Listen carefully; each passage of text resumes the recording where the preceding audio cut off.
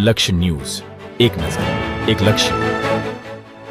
કલોલ તાલુકાના છત્રાલ ગામ ખાતે યુદ્ધના સમયે સુરક્ષાને લઈને મોક ડ્રીલ યોજાઈ. કલોલ તાલુકાના છત્રાલ ગામે ડેનિસ લેબ ખાતે યુદ્ધ સમયની નાગરિકોને સુરક્ષા અંગે મહત્વપૂર્ણ મોક ડ્રીલનું આયોજન કરવામાં આવ્યું હતું. કલોલ પ્રાંત અધિકારીના અધ્યક્ષસ્થાને યોજાયેલા આ કાર્યક્રમમાં ભારત પાકિસ્તાન યુદ્ધની પરિસ્થિતિમાં નાગરિક સુરક્ષાના તમામ પાસાઓ પર ધ્યાન કેન્દ્રિત કરવામાં આવ્યું હતું.